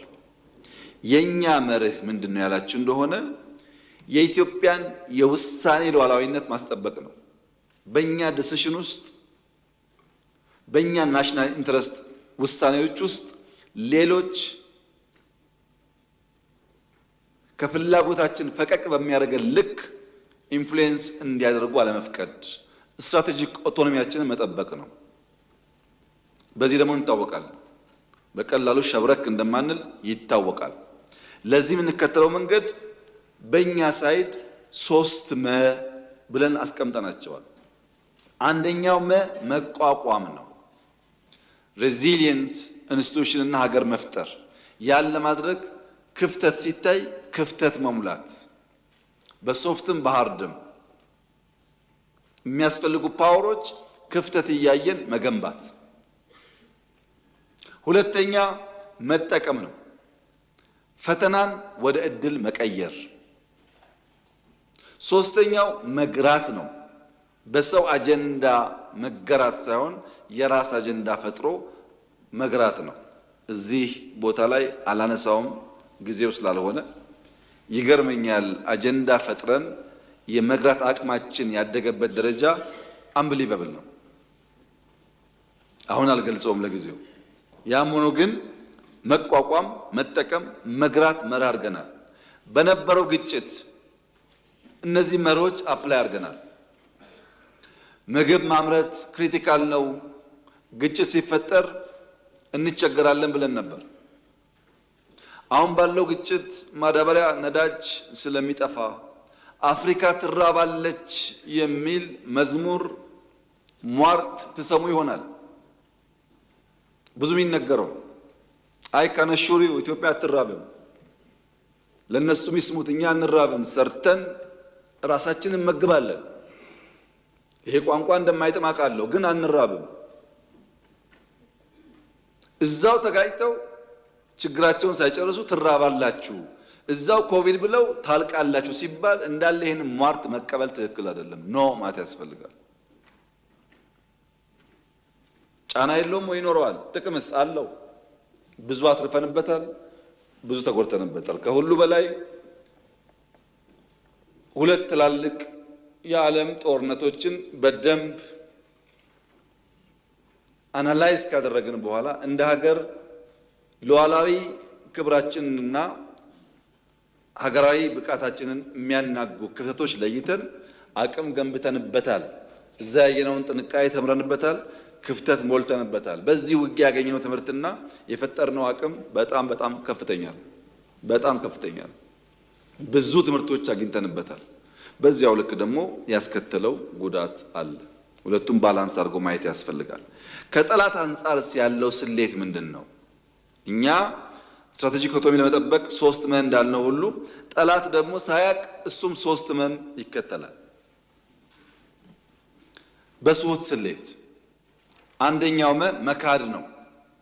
መካድ ኢትዮጵያ ድል በሀብት ያላት፣ አልገዛም የሚል ህዝብ ያላት፣ ሊገዟት 2 3 4 ሞክረው ተሸንፈው የተመለሱባት ሀገር መሆኗን፣ ኢትዮጵያ ማንበርከክ ቀላል አለመሆኑን ቢያቅም ታሪኩን ይክዳል።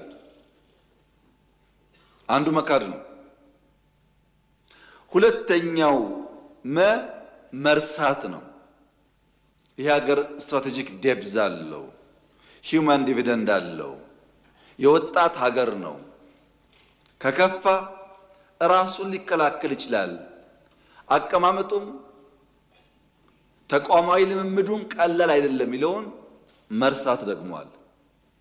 ስለኛ ሲያስታውሱ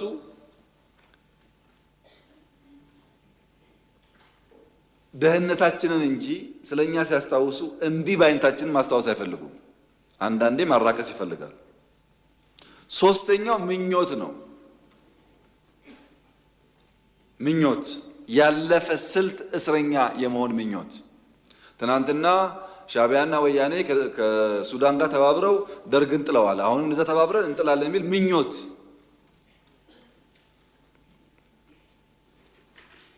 እንኳን ሻዕቢያና ወያኔና ሱዳን ሌላም ቢጨመር በኢትዮጵያ ሉዓላዊነት ቅንጣት ታክል ስጋት የለም። ቅንጣት ታክል።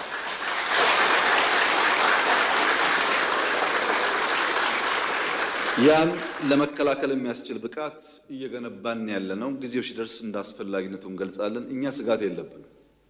ሰዎች ባረጀ ባፈጀ ስልት ድሮ በሰራ ስልት አሁን ለመጠቀም መሞከር ጠቃሚ አይደለም። ምክንያቱም ያኔ ስልቱ የሰራው በሸበጥ ጮፈሬ የላስቲክ ጫማ መሄድ የፈለገ መቅመል የፈለገ መራብ የፈለገ ቢገባውም ባይገባውም ወስዶ የተከተለ ኃይል ነበረ። አሁን ግን 22 እና መገናኛ ህንፃ አስቀምጠህ እዛ በመቀመጥ አይሆንም ማለት ነው። ተቀይሯል ጊዜው። ሀብት እያፈራህ ሀብትን እያጣጣምክ ራስህን ደግሞ ለመስዋዕት ማዘጋጀት አብሮ አይሄድም። አልፎበታልና ይሄ ምኞትም አይጠቅምም። ቅድም ብየዋለሁ፣ አሁን ደግሜ መናገር የምፈልገው የሚያስፈልገን ሰላም ነው። የሚያስፈልገን ትብብር ነው። የሚያስፈልገን አብረን መስራት ነው። የሚያጓጉ ነገሮች አሉ። ትግራይ ጦርነት እንዲፈጠር ሰፊ ፍላጎት አለ። እምቢ ያልንበት ምክንያት ትርፍ የለውም ብለን አሁንም ለሰላም በራችን ክፍት ነው። ለንግግር በራችን ክፍት ነው። መወያየት የምንፈልገው ሰላም ማምጣት የምንፈልገው በእኛ በኩል ትተን ተጎርተን ለትግራይ ሰላም ከመጣ ፍላጎታችን እሱ ነው። ግን አንድ ነገር ማወቅ አለባችሁ። የዛሬ 20-30 ዓመት አሁን ያለው መንግስት አሁን እዚህ ፊት ለፊት የምታያቸው ሰዎች ከወረዱ በኋላ ተመልሰው መጥተው ኢትዮጵያን እንምራ ካሉ ኢትዮጵያ ሞታለች ማለት ነው። እውነቴን እነግራችሁ፣ ኢትዮጵያ ለዘመኑ ለሲዝን የሚመጥን መሪ መፍጠር ካልቻለች ሰዎች እየወጡ እየወሩ የሚመላለሱባት ከሆነ ኮሌክቲቭሊ ሞታለች ማለት ነው። ይሄ የሚያኮራ ነገር አይደለም፣ የሚያሳፍር ነገር ነው። 50 ዓመት ፓርቲ መርተህ ፓርቲ የሚተኩ ሰዎች ካልፈጠርክ ሌላ 1000 ቢሰጣ አትፈጥርም ማለት ነው። ቲፒኤልኤፍ 50 ዓመት ፖለቲካል ፓርቲ ሆኖ አንጋፋ ፓርቲ ሆኖ ወጣቱን ትውልድ ማመን ካልቻለ ኪሳራ ነው። በፍጹም አትጠብቁ። ድልና ቲፒኤልኤፍ አራምባና ቆቦ ናቸው። አትጠብቁ። ለምን መሰላችሁ? የሚያሳየው ነገር ኒው ብለድ፣ ኒው ቶት፣ ኒው ዳይሬክሽን የማይቀበል ፎርስ በነበረው ነገር የትም አይደርስም። ያስ ቢሆን እኛ የምንፈልገው ሰላም ነው።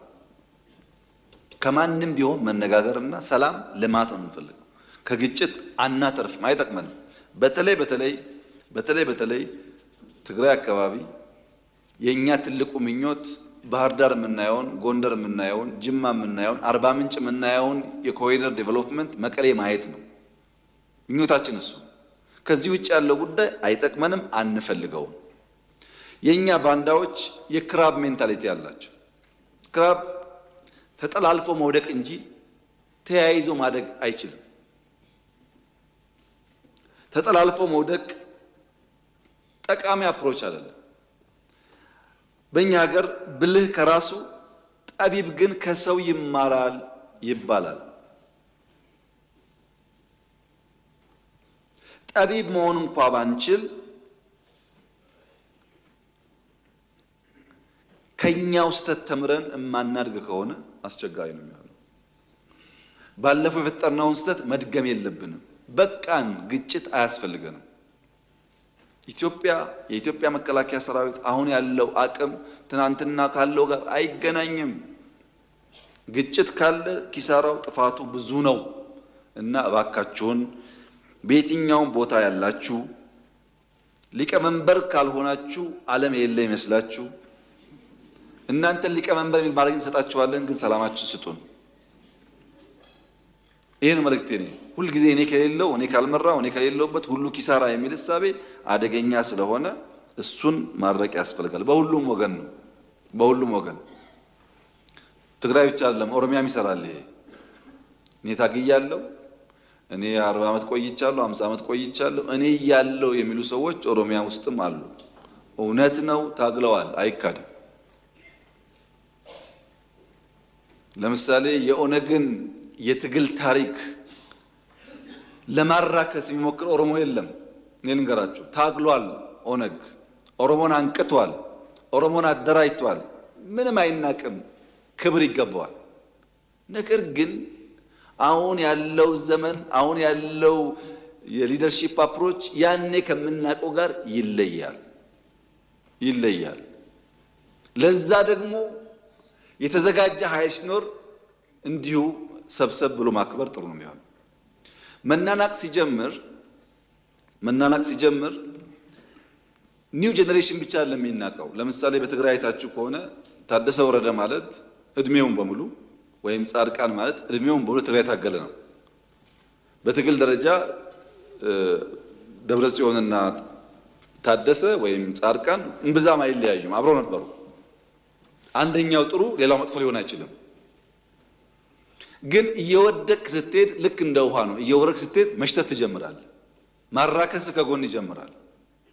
ኦነግ ጋር ብትሄዱ እንደምታውቁት እኔና ጋሽ ዳውድ ኢብሳ ይለያያል እሳቢያችን። ግን ጋሽ ዳውድ ኢብሳ ጀግና ናቸው። ይሄንን ግን አልክድም። እኔ ላለፉት 40 ዓመታት ኮንሲስተንትሊ ለኦሮሞ ሕዝብ ታግለዋል፣ በችግር በመከራ ውስጥ። እኔ ጀግነታቸውን አምናለሁ። አብሮ የታገለው ግን አያምንም።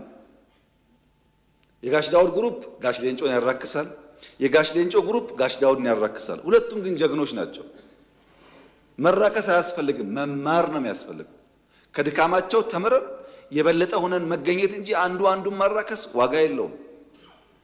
ሲሚለርሊ ቲፒኤልኤፍ ለትግራይ ህዝብ ያደረገው ተጋድሎ፣ የአማራ ታጋዮች ለአማራ ያደረጉት ተጋድሎ፣ የአፋር፣ የሶማሌ፣ የቤኒሻንጉል፣ የጋምቤላ ክብር ሊሰጠው ይገባል። ነቅተው ለማንቃት ሞክረዋል። ነገር ግን አሁን ዘመኑ ኤአይ ነው፣ ተላልፈናል። ብዙ መራራቆች ስላሉ አንድ ነገር እያሰቡ በአንድ ጊዜ በመስራት አይሆንም።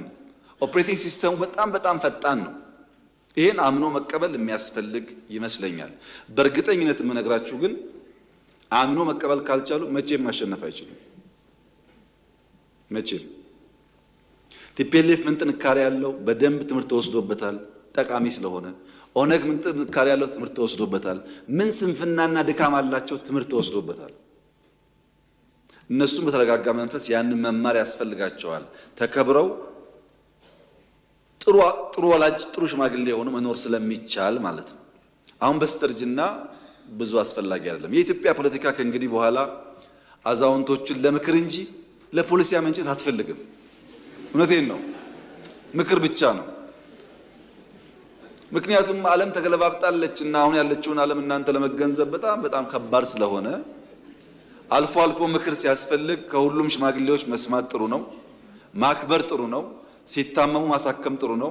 ከሞቱም በክብር መቅበር ጥሩ ነው። ከዛ አልፎ ግን ፖሊሲ እንዲያመነጩ እኔም አልጠብቅም። ከኔና ከኔ በላይ ያላችሁም እርማችሁን አውጡ። ጊዜው እያለፈ ነው።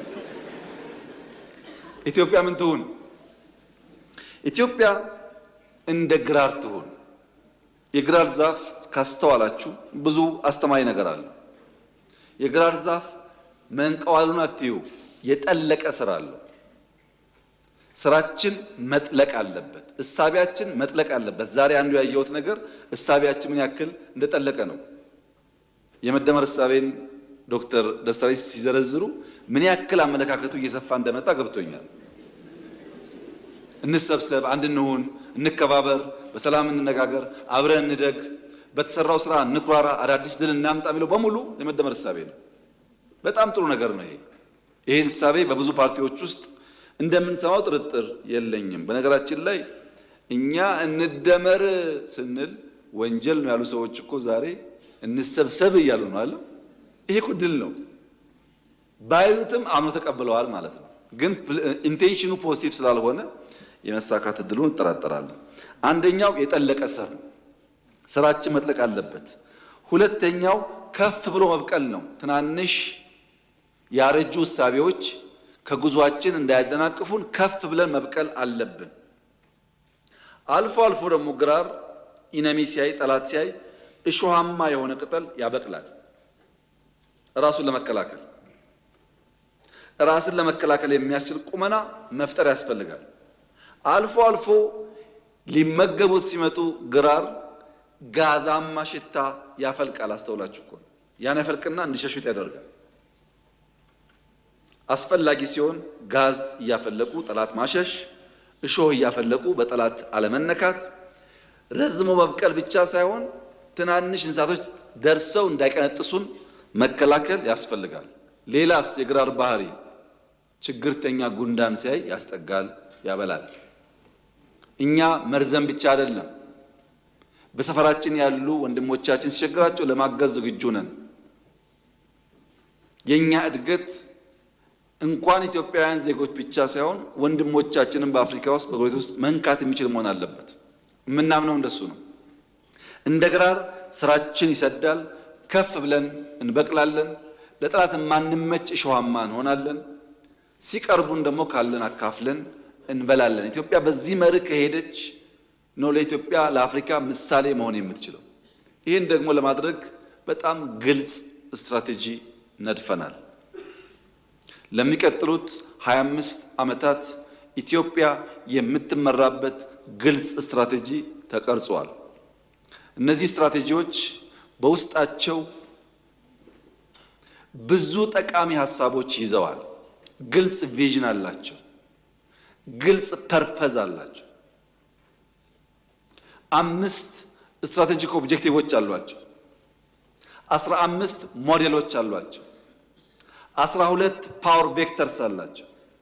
9 ዲሲፕሊን አላቸው። 9 ኢንተርዲፔንደንሲ አላቸው። ግልጥ ያለ ስትራቴጂ አለ። እናም እናሳካዋለን። ቀሪውን ከረፍት በኋላ እንቀጥል። 20 ደቂቃ ጤና እረፍት አድርገን እንመለሳለን።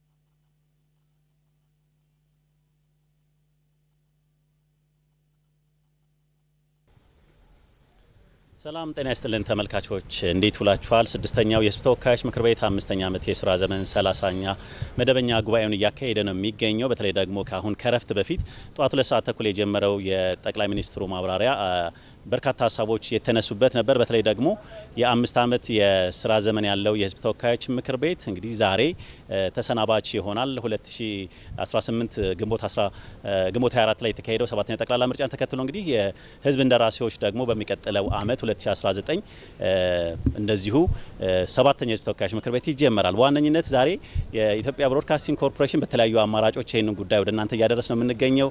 አያንቱ ምሩ፣ ሰለሞን አበጋዝ፣ ተመስገን እንዳለና መሀል ታደለ ደግሞ አብረናችሁ ቆይታ እናደርጋለን። በተለይ ጠቅላይ ሚኒስትር አብይ አህመድና የምክር ቤት አባላት ያነሷቸው እንዲሁም ደግሞ በምላሻቸው ምን ሀሳቦችን ሰነዘሩ የሚለውን ጉዳይ እናነሳለን። እንግዲህ 7ኛው ጠቅላላ ምርጫ በዋነኝነት የተለያዩ ትምህርቶች የሚወሰድበት መሆኑን ጠቅላይ ሚኒስትሩ በማብራሪያቸው ጠቅሰዋል።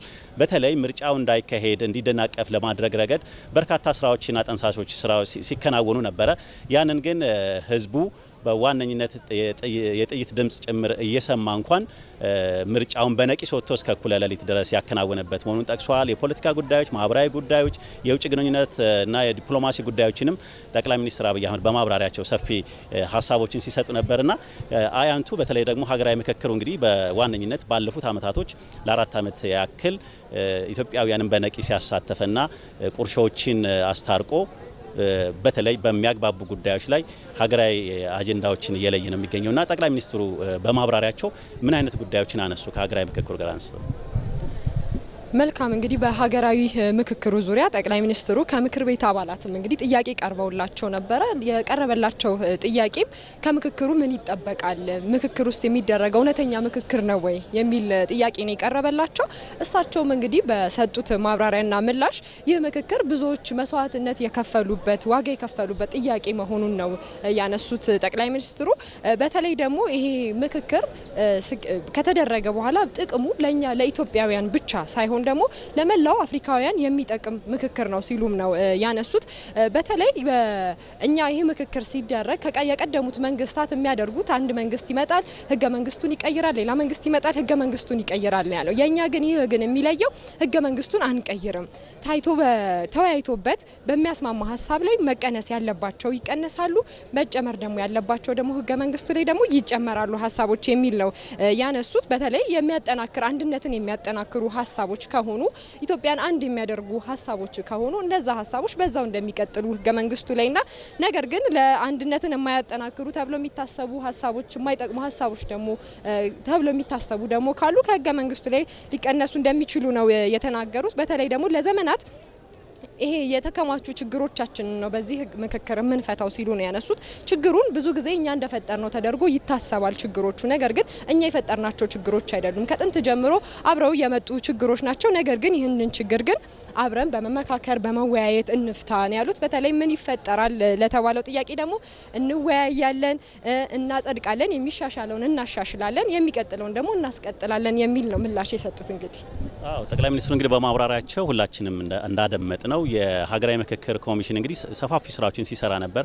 የህዝብ ተወካዮች ምክር ቤትም ተጨማሪ ጊዜ 3 ዓመት ነበር የተሰጠው በአዋጁ በማቋቋሚያው እንደገና 8 ወርም ተጨማሪ ጊዜ ሰጥቶታል። አሁን ደግሞ በአጠቃላይ ሐምሌ 8 ጀምሮ የጠቅላላ ጉባኤውን ያካሂዳል። እንግዲህ ካነሷቸው መካከል አንዱ የውጭ ግንኙነት ነው። እንግዲህ ማህሌት በዋነኝነት የኢትዮጵያ የውጭ ግንኙነት ፖሊሲ እንግዲህ ወዳጆችን ማብዛት፣ ጠላቶችን መቀነስ እንዲሁም ደግሞ ተገማች ባልሆኑ ዓለም ውስጥ እንደምንገኝ እንደመሆኑ መጠን ደግሞ እያማተረች ሁኔታዎችን እያየች ነውና የውጭ ግንኙነት እርምጃዎችን የምታካሄደው ጠቅላይ ሚኒስትሩ በዋነኝነት የውጭ ጉዳይ ፖሊሲያቸው ላይ ወይም ደግሞ ሀገር እንደምንከተለው ያለው ወቅታዊ ሁኔታ ላይ ምን ምላሾች ሰጡ? ጠቅላይ ሚኒስትር አብይ አህመድ ምላሻቸውን ከመስጠታቸው በፊት ቀደም ብሎም በህዝብ ተወካዮች ምክር ቤት አባላቱ የኢትዮጵያን የውጭ ግንኙነት በተለይ ደግሞ ከጎረቤት ሀገራት ጋር አሁናዊው የቀጠናውን ሁኔታ መሰረት ባደረገ መልኩ ምን አይነት የዲፕሎማሲ ግንኙነት ኢትዮጵያ አላት፣ መንግስት ምን አይነት መንገድን ነው የሚከተለው፣ በተለይ ደግሞ ኢትዮጵያ እንደሚታወቀው እያነሳችው ያለችው የባህር በር ጥያቄ አለ። ይህንንም በተመለከተ በቀጠናው ያላትንም ፍላጎት አረጋግጣ ለመሄድ የምትከተለው የዲፕሎማሲ መንገድ ምን መሆን አለበት ምንድን ነው በሚል ጥያቄ ተነስቶላቸው ነበረ ጠቅላይ ሚኒስትር አብይ አህመድ። ቀደም ሲል አንተም እንዳነሳኸው በዋናነት ኢትዮጵያ አሁን ላይ ወዳጆቿን እያበዛች ጠላትን እየቀነሰች የመሄድን የዲፕሎማሲ መንገድ እንደምትከተል ነው ሲያነሱ የነበረው። በተለይ ደግሞ አሁን ላይ የብሔራዊ ጥቅምን መሰረት ያደረገ ፕራግማቲክ የሆነ የዲፕሎማሲ መንገድን ኢትዮጵያ እንደምትከተል ሲያነሱ ነበረ። የኢትዮጵያን የውሳኔ ሉዓላዊነት ማስጠበቅ ደግሞ ዋናው መንግስት የሚከተለው የመደመር መንግስት የሚከተለው የሚሄድበት የዲፕሎማሲ አካሄድ እንደሆነ ነው ሲያነሱ የነበረው።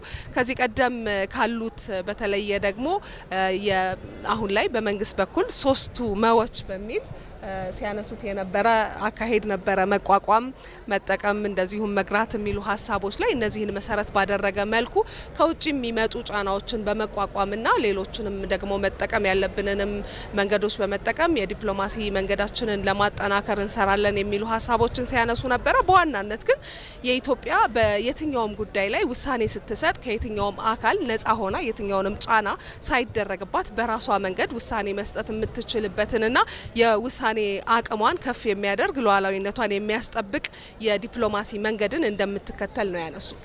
በዋነኝነት እንግዲህ የህዝብ ተወካዮች ምክር ቤት አባላት በሌላ በኩል ያነሱት የሰላምና የደህንነት ጉዳይ ነው። ኢትዮጵያ በመጣችባቸው የኢኮኖሚ እድገትም እንዲሁም ደግሞ በምትራመድባቸው ሂደቶች ሁሉ የሚያደናቅፉ ኃይሎች አሉ። የውጭ ባንዳና ባዳዎችም ጭምር ተደምረው እንግዲህ ሀገሪቱን ሰላም ለማወቅ ሰፋፊ ጥረቶች ሲደረጉ ነበርና እነሱን በመመከት በኩል መንግስት የወሰዳቸው እርምጃዎች ነበሩ። በተለይ ደግሞ የሰላም ስምምነቶችን የምናስታውሰው የፕሪቶሪያውን የሰላም ስምምነት እናስታውሳለን። ትልቁ ለአሸናፊ ኃይልና ተሸናፊ ኃይል ቁጭ ብለው የመከሩበትና የተወያዩበት ትልቅ ትምህርት የሚወሰድበት መሆኑ